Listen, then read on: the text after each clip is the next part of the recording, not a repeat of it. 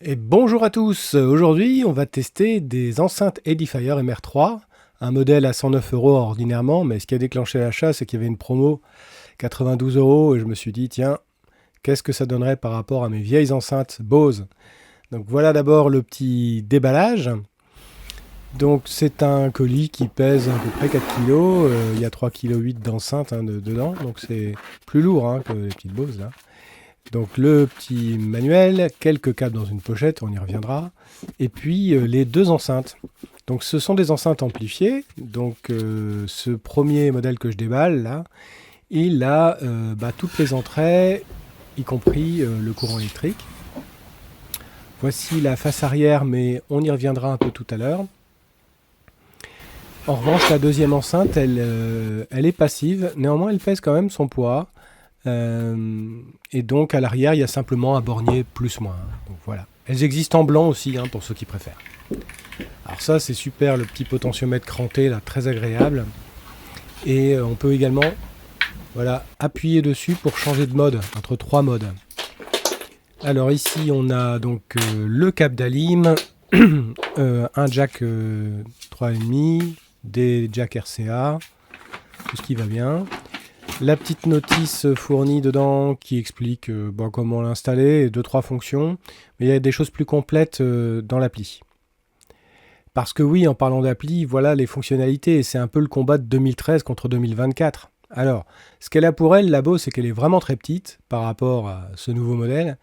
Et étonnamment basseuse pour une si petite enceinte. Mais pour le reste, la MR3, c'est carton plein. On a des entrées de toutes sortes.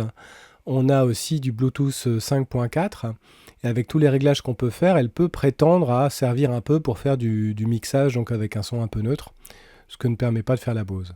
Alors vous voyez la face arrière, on a directement des boutons grave aigus, mais on peut aller beaucoup plus loin avec l'appli, j'y reviendrai.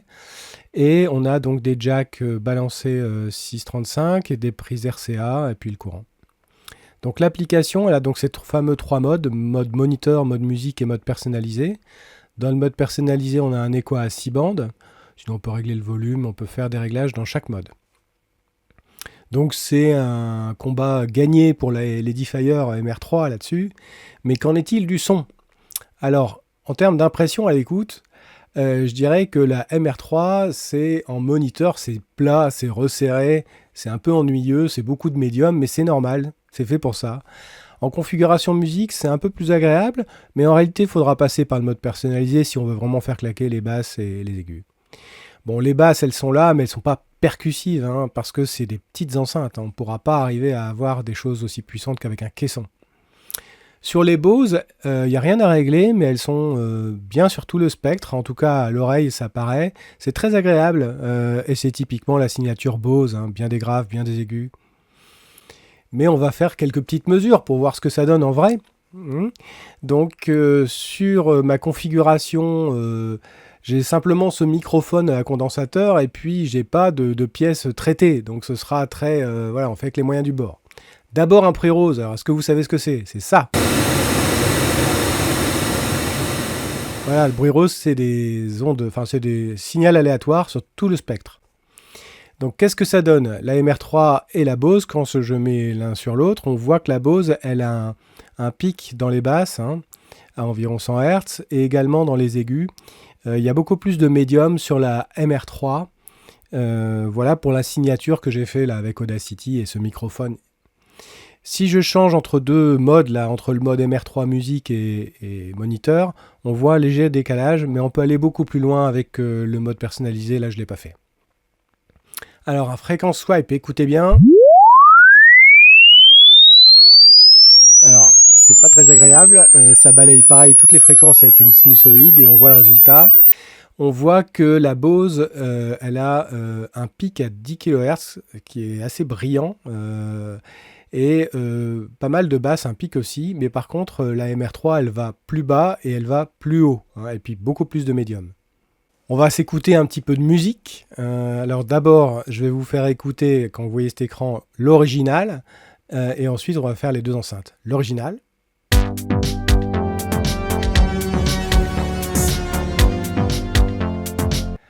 Et maintenant la MR3, puis la Bose.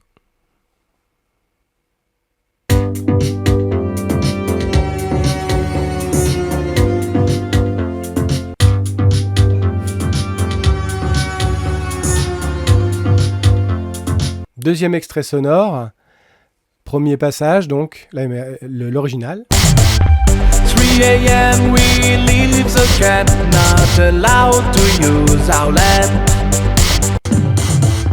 3 a.m. we leave the cat, not allowed to use our land. 3 a.m. we leave the cat, not allowed to use our land. Et enfin un dernier extrait du même morceau mais un passage différent, l'original.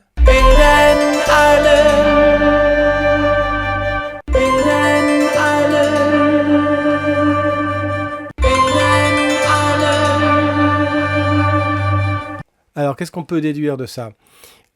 La Bose s'en tire très bien parce qu'en fait elle accentue les très bas, enfin à 100 Hz, et également un pic à un particulier.